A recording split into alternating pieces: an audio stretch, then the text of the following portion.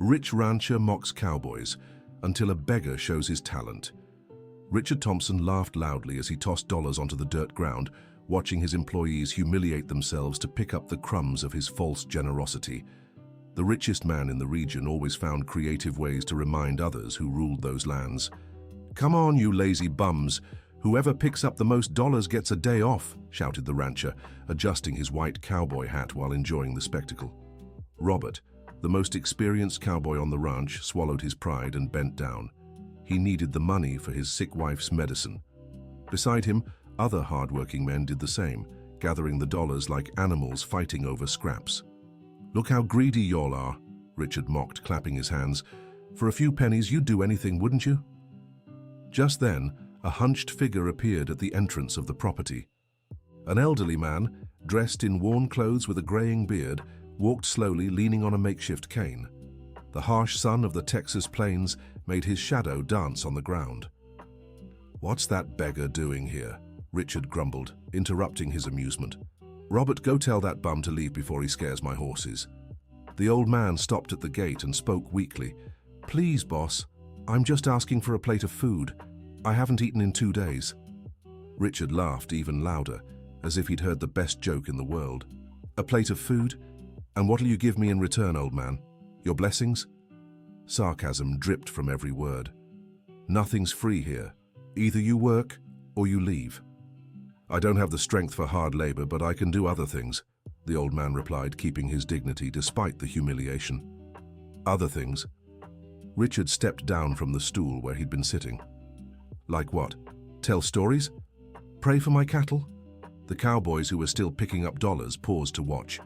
Some pitied the old man, but they knew interfering would cost them their jobs.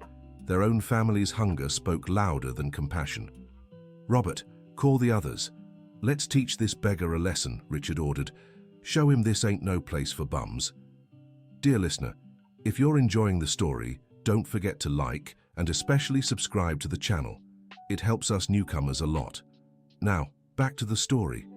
Robert hesitated for a moment.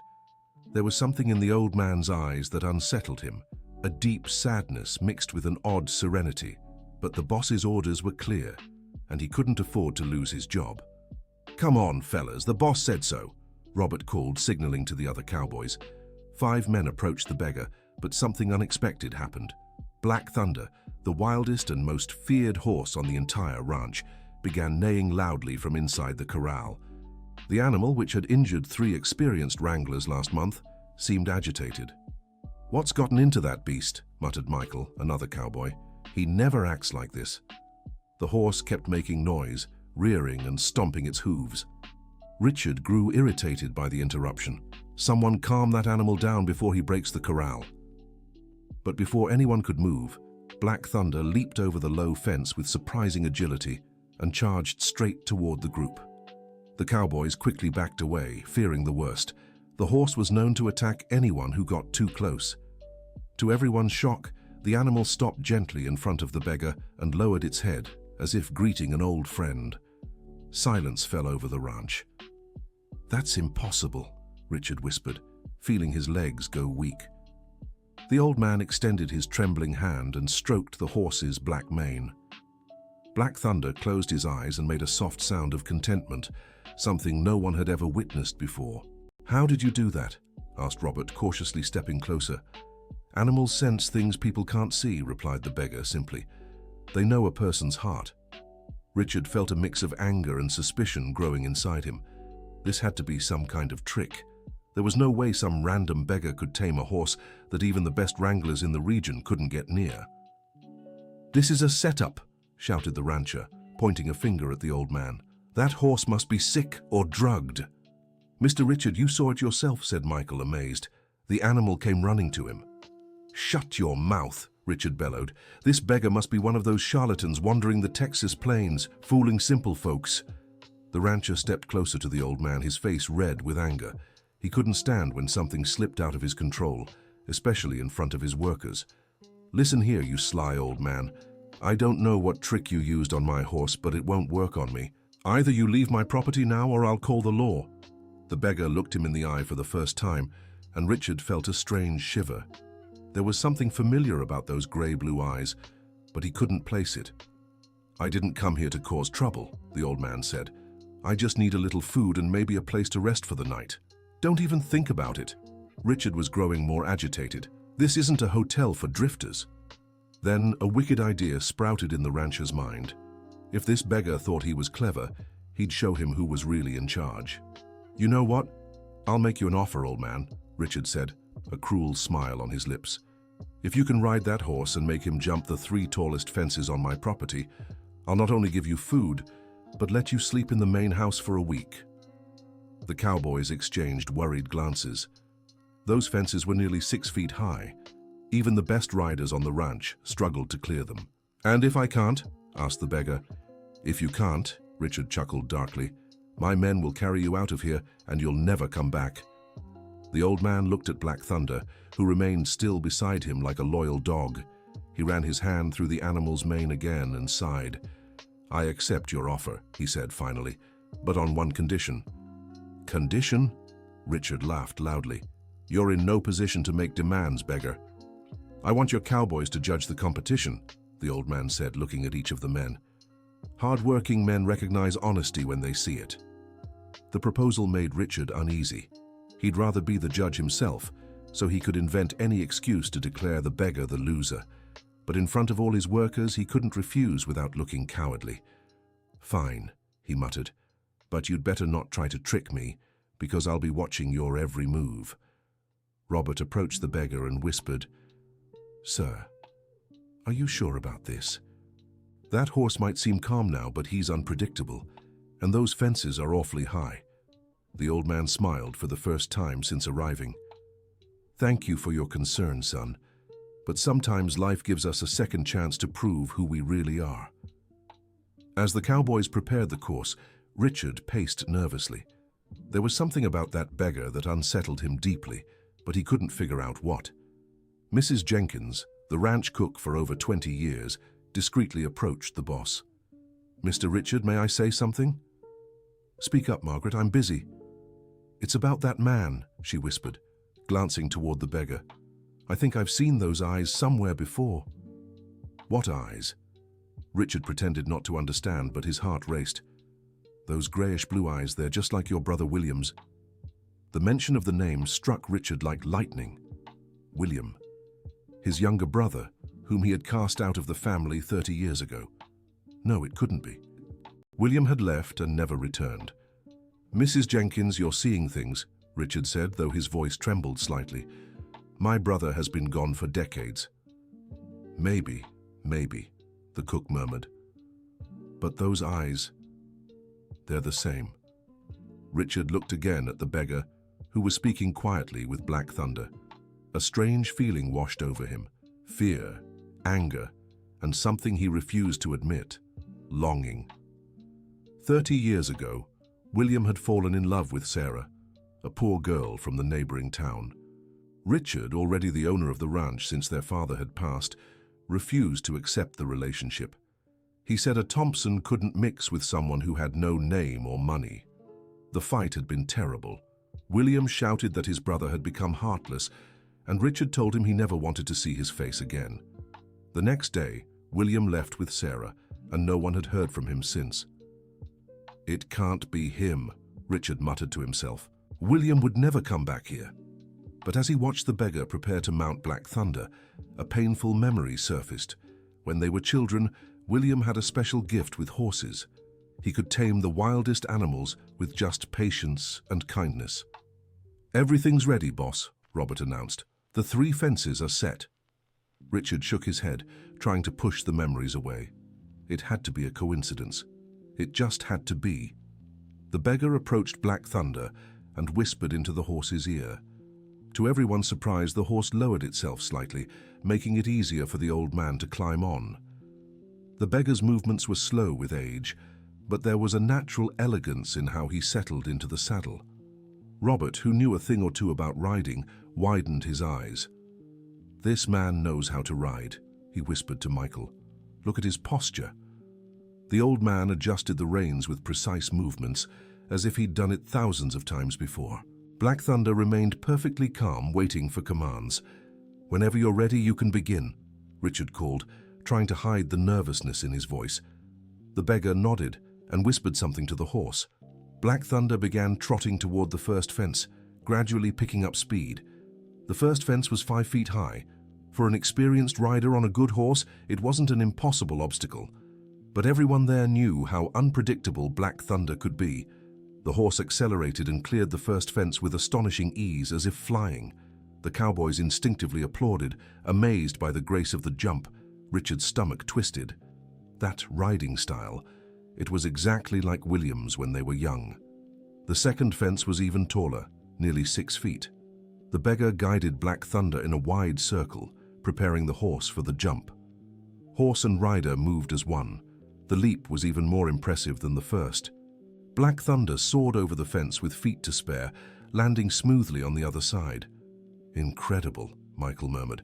"I've never seen anything like it." Dear listener, if you're enjoying the story, take a moment to like and especially subscribe to the channel. It helps us newcomers a lot. Now continuing, the third and final fence was the tallest yet, a full 6.5 feet. It was an obstacle that challenged even the professional cowboys in the region. Many considered it impossible for a man of that age. Richard watched every move, his heart beating unevenly. The memories kept coming back, sharper each time. William riding the wild horses that appeared on the ranch. William teaching tricks to the animals. William laughing as he galloped through the fields. The beggar positioned Black Thunder for the final jump. The horse seemed to understand the importance of the moment, staying focused and alert.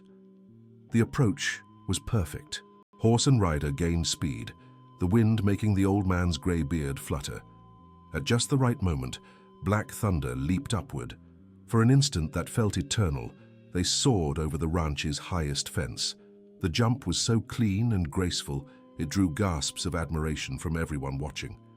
When they landed on the other side, the cowboys erupted in applause. There was no denying it. The beggar had won the bet with ease. Richard was pale, his hands trembling slightly. He could no longer ignore the truth pounding in his mind. The beggar dismounted Black Thunder and stroked the animal's neck, whispering words of thanks. The horse whinnied softly, clearly happy. "Boss," said Robert, stepping forward, "we have to admit the man won the bet. That was one of the best jumps I've ever seen." Richard didn't answer. He was watching how the beggar cared for the horse, the gentleness in his touch, the genuine affection. It was exactly how William had treated animals decades ago. "Who are you?" Richard asked suddenly, his voice hoarse. The beggar stopped what he was doing and looked straight at him. In those steely blue eyes, Richard saw confirmation of what he already knew in his heart. "My name is William," the old man said simply. "William Thompson." The silence that followed was deafening. The cowboys looked from one brother to the other, trying to process the revelation. Mrs. Jenkins covered her mouth with her hands, her eyes brimming with tears. Richard felt his legs weaken. He leaned on the fence to keep from falling, his face now completely white. "No, it can't be you," he stammered. "You left. You said you'd never come back." "And I didn't, for 30 years, William replied calmly. "But things have changed. How dare you come back here?" Richard's anger began to overtake his shock. "I told you never to show your face to me again. I know what you said, brother. I remember every word." The word brother cut through Richard's heart like a blade. How long had it been since anyone called him that? "I'm not your brother," Richard shouted. "You stopped being my brother the day you chose that woman over family." William sighed deeply, as if carrying a weight for far too long. "Sarah passed 5 years ago, Richard. She went peacefully, after a life full of love and simplicity." The news hit Richard unexpectedly. Even after all this time, part of him still resented Sarah for stealing his brother. Learning she was gone brought a strange feeling, a mix of relief and sadness. "So why did you come back?" Richard asked, trying to keep the hardness in his voice. "To ask me for money? To claim your share of the inheritance?" "I came back because I dreamed of you," William said, surprising everyone. "I dreamed you were suffering, trapped in some dark place. And in the dream, a voice told me you needed saving."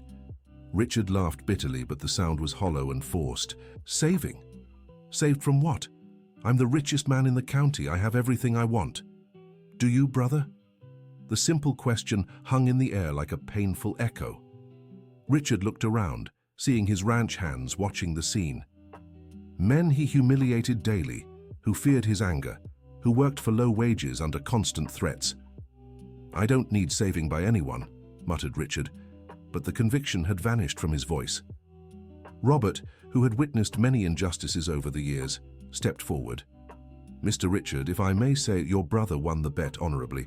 By the agreement, he's entitled to food and lodging. Richard glared at Robert. How dare an employee interfere in a family matter? You want to teach me what to do on my own land? No, boss, just reminding you of the deal you made yourself. Other cowboys began murmuring in agreement with Robert. For the first time in years, they were uniting against the boss's unfairness. The old man held up his end, said Michael.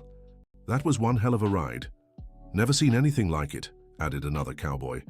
Richard realized he was losing control. His own men were questioning his authority, all because of that beggar's sudden appearance, that brother he'd tried to forget for 3 decades. Fine, Richard gritted out. Mrs. Jenkins, fix a plate for the visitor. And lodging, boss, Robert pressed. Richard clenched his fists. He wanted to send them all to hell, but he couldn't go back on his word in front of so many witnesses. One night, he grumbled. Just one night. William nodded gratefully and started toward the main house, following Mrs. Jenkins. Black Thunder trailed him uninvited, like a loyal dog. The horse coming inside too, Richard sneered. Black Thunder can stay in the corral, William replied, but he won't cause any more trouble. How can you be sure? Because he trusts people again, William said, pausing to look at his brother. Animals like folks only turn mean when they lose hope. The words echoed in Richard's mind as he watched William walk away. There was something deeply unsettling about his brother's calm, wise manner. The cowboys drifted off, murmuring among themselves about what they'd seen. Robert approached Richard. Boss, if I may ask, why'd you never mention having a brother? Richard gave him a dark look. Because to me he was gone. Some choices can't be undone. But he came back, Robert pointed out. For now, Richard muttered more to himself. That night, Richard couldn't sleep. He wandered the main house, passing empty rooms and old photos on the walls. In one, 2 boys grinned with their arms around a horse, him and William when they'd been inseparable. He took the photo down, staring at it for a long time. When had it all gone wrong? When had he become the hard, cruel man in the mirror? A noise from the kitchen snapped him out of it. He crept downstairs and saw William at the table, talking quietly with Mrs. Jenkins. He wasn't like this when we were kids, William was saying. Richard was kind, protected hurt animals, looked after me when I was sick. What happened to him, Mr. William? Mrs. Jenkins asked. I think he got lost when our father passed, William replied, stirring his coffee absently. My brother took on too much too young. When you carry the world alone too long, sometimes you forget how to be human. Richard's chest tightened. He remembered the early years after taking over the ranch, the pressure, the responsibility, the fear of failing. Gradually, he had become harsher, more demanding, more cruel. But why did he cast you out of the family? Insisted Mrs. Jenkins. William sighed deeply. Because I represented everything he had lost. Freedom, the chance to choose his own path, the right to follow his heart instead of duty. And you never resented him? At first, yes, I was furious. I spent years hating my brother, blaming him for having to start life over in a strange town. And then Sarah taught me that hatred is a poison we drink, hoping the other person will die. I learned to forgive, not because he deserved it, but because I needed to be free. Richard leaned against the wall, feeling his brother's words echo inside him. How long had it been since he'd thought about forgiveness? How long since he'd allowed himself to feel anything but anger and bitterness? Do you think there's still hope for him? Asked Mrs. Jenkins. I wouldn't have come back if I didn't believe so, replied William. My brother is lost, but not lost forever. He just needs someone to show him the way home. Richard climbed the stairs silently, his brother's words pounding in his mind. For the first time in decades, he wept. He wept for the childhood he'd lost, for the years of loneliness, for the hardness he'd built around his heart. The next morning, Richard came down for breakfast expecting to find the house empty. He was sure William would leave at dawn, keeping only to their bare agreement. To his surprise, he found his brother in the corral, tending to Black Thunder and talking with some cowboys. "The secret isn't about dominating the animal," William was explaining. "It's about understanding what he's feeling and showing him you can be trusted." Robert watched intently, fascinated. "But how do we know what he's feeling, Mr. William?" "Horses are like people, son. When they're scared, they tense up. When they're angry, they bare their teeth. When they trust you, they relax and lower their heads." Michael approached timidly. "Mr. William, could you teach me? I've got a young horse I can't even get near." "Of course, son. But first, tell me, how have you been treating him?" "Well, when he doesn't obey, I use the whip to show him who's boss." William shook his head sadly. "There's your problem. You're teaching him to fear you, not to trust you. Fear and respect are very different things." Richard watched the scene from a distance, a confusing mix of emotions swirling inside him. Part of him was irritated seeing the ranch hands gather around William as if he were some kind of sage. Another part remembered how his brother had always had this gift for teaching. "What are you doing?" Richard asked, stepping closer to the group. The cowboys quickly scattered, fearing the boss's reaction. Only William remained calm. "Just talking with your men about horses," he replied simply. "They have work to do, not time for chatter." "True," William agreed, "but a man who understands animals better works better with them." Richard wanted to argue but couldn't find fault in his brother's logic. "Your time here is up," he said finally. "You've had your night's stay." "You're right," William nodded. "I'll gather my things." But as William headed toward the house, Black Thunder began showing signs of restlessness. The horse whinnied and reared, clearly upset by the impending departure.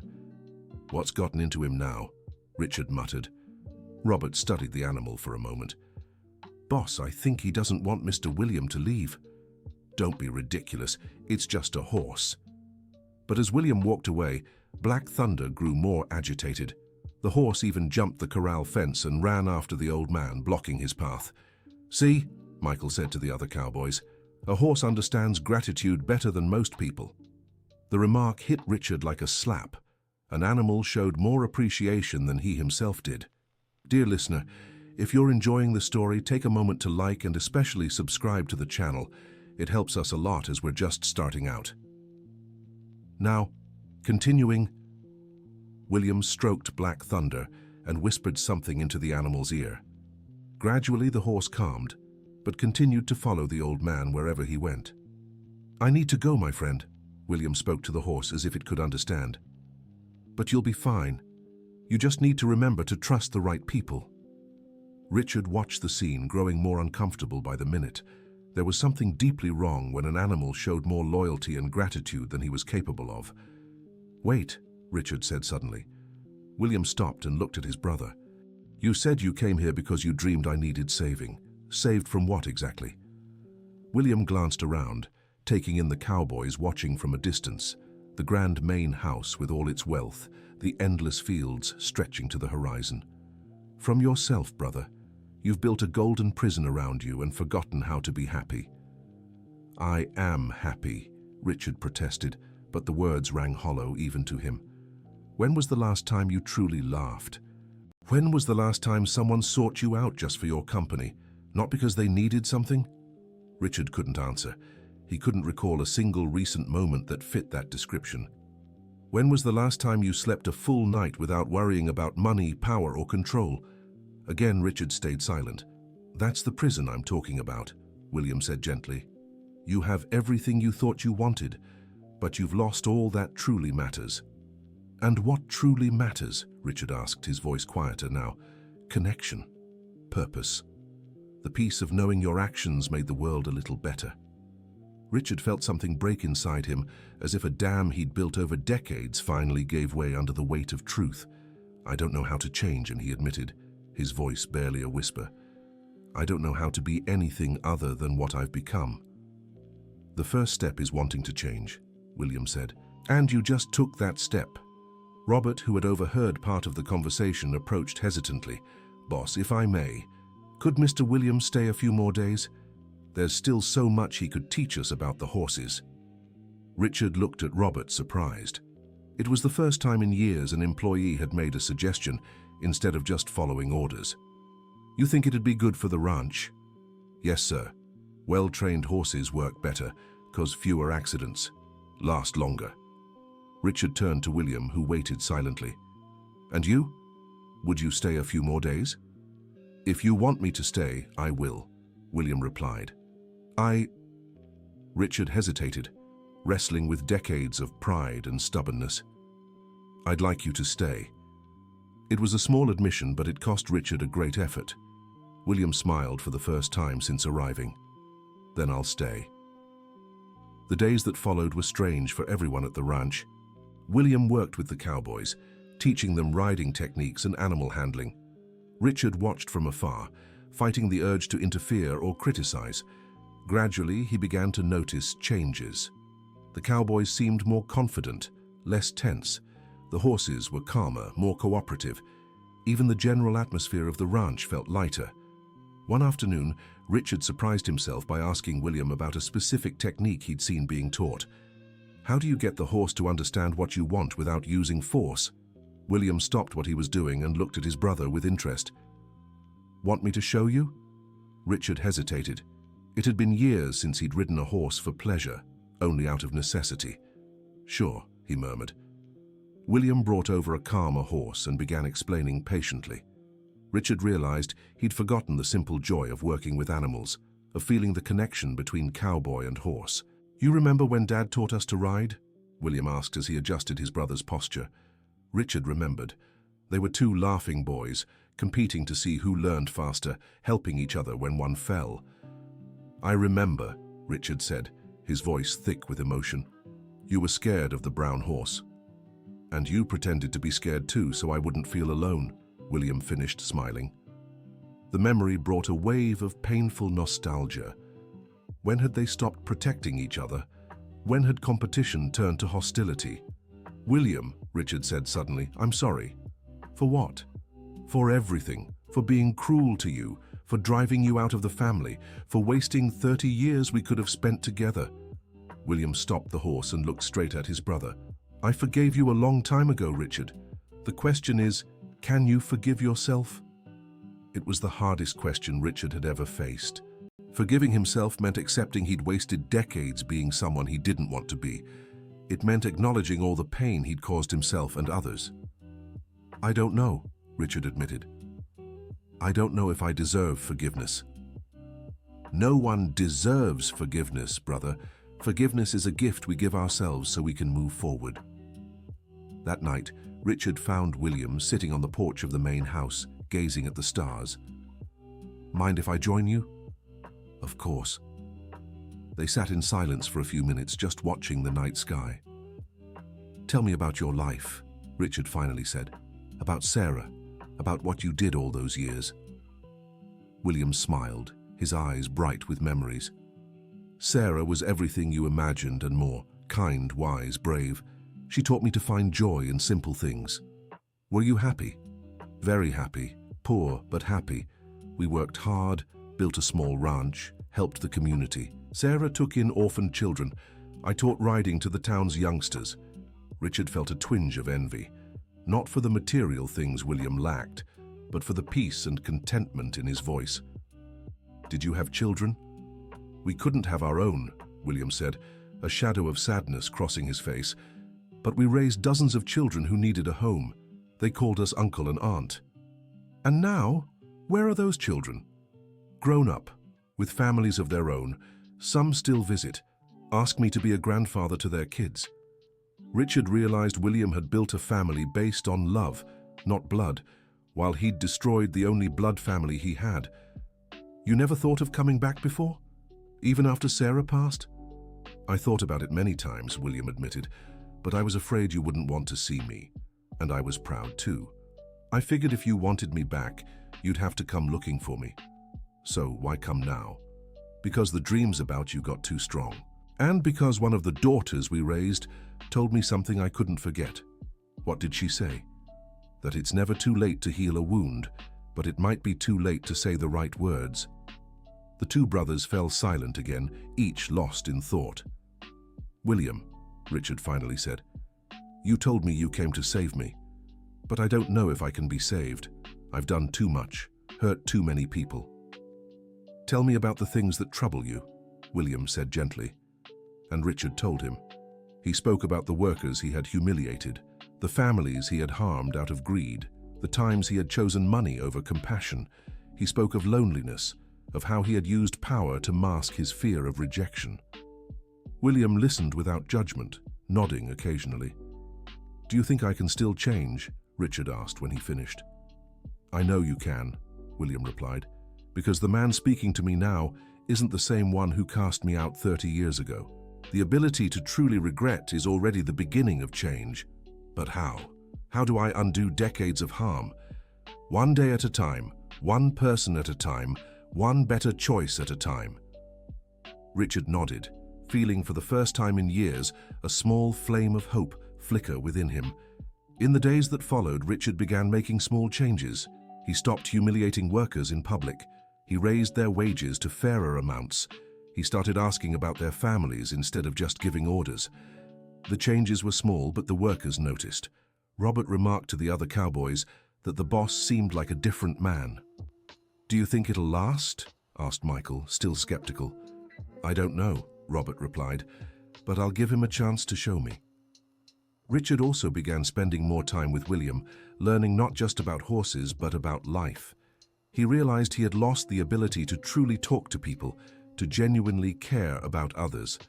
One morning, Richard found William in the corral but sensed something was different. His brother seemed frailer, more tired. "Are you all right?" "Just a little worn out," William answered, but his voice sounded weaker. "Maybe you should rest more." "Maybe," William agreed, but he kept working. At lunch, Richard noticed William barely ate and seemed to struggle to focus. "William, I'm calling the doctor." "No need, brother. It's just fatigue." But Richard had already learned not to take no when it came to the well-being of someone he loved. He sent for Dr. Miller, the town physician. The examination was long and thorough. When it ended, Dr. Miller asked to speak with Richard privately. "Your brother is very weak," the doctor said. "I don't know how long he's gone without proper food or medical care, but his body is in poor condition. Can it be treated?" "Yes, but it will require great care. He needs rest, proper meals, medicine, and most of all, he must want to take care of himself." Richard returned to where William was waiting. "What did the doctor say?" William asked. "That you need to take better care of yourself, and that you're staying here until you've fully recovered." "Richard, I can't accept that. I've already overstayed my welcome." "You're my brother," Richard said firmly, "and I've already wasted 30 years not looking after you. I won't waste another day." It was the first time Richard had publicly acknowledged William as his brother, and he did so with pride, not shame. In the months that followed, Richard cared for William with a dedication that surprised everyone, including himself. He prepared medicine on schedule, made sure his brother ate well, and took him for short walks when the doctor recommended light exercise. During this time, Richard's transformation deepened. Caring for someone had awakened in him a kindness he thought he'd lost forever. "Why are you doing this?" William asked one afternoon as Richard helped him with his medicine. "Because you did it for dozens of children who weren't even your own flesh and blood," Richard answered, "and because I want to learn to be half the man you've become. You're already a good man, Richard, you were just lost, and you helped me find my way." As William regained his strength, the two brothers spent long hours talking. Richard shared his loneliness, his fears, his regrets. William offered lessons he'd learned about forgiveness, finding purpose, and building real relationships. One afternoon, Richard made an important decision. "William, I want you to be my partner on the ranch." William paused, setting down his tea, and looked at his brother in surprise. "Richard, I can't accept that." "Why not?" "Because you're offering out of guilt, not because you truly want to." "You're wrong," Richard said. "I'm offering because I need you. This ranch needs someone who knows how to treat people and animals with respect, someone who understands that real success isn't just measured in dollars." William was silent for a long moment. "What do you want me to do?" "Help me transform this place. Teach me to be a better boss. Help me build something we can be proud of." "That'll require a lot of changes." "I know, and I'm ready for them." William smiled and reached out his hand. "Then I accept being your partner." The handshake sealed not just a business agreement, but a 30-year reconciliation. The following months brought deep transformation. Together, the brothers made sweeping changes on the ranch. They improved working conditions, set fair wages, and built decent homes for the workers' families. Most importantly, they opened a riding school on the property where local youth could learn not just to ride, but to care for animals with respect and kindness. Black Thunder became the symbol of their change. Once feared for his aggression, the horse was now admired for his elegance and obedience, working closely with William to train new cowboys. The ranch's reputation in the region shifted. Instead of being known for its owner's harshness, it became famous for the quality of its horses and fair treatment of workers. 2 years after William's return, Richard was watching a riding lesson when Robert approached. "Boss, can I say something?" "Of course, Robert." "I wanted to thank you." "Thank me for what?" "For changing, for becoming the man I always knew was inside you." Richard's eyes welled up. It was the first genuine praise he'd received in decades. "My brother taught me how to change. He taught you, but you were the one brave enough to learn." That evening, Richard found William on the porch, just like in those early nights after their reconciliation. "You did it," Richard said, sitting beside him. "Did what?" "Saved me, saved the ranch. Saved all the people who work here." William shook his head. "I didn't save anyone, brother. I just showed the way. You had to choose to walk it." "What if I hadn't?" "But you did, and that's all that matters." Richard looked around at the ranch, now a source of pride instead of shame.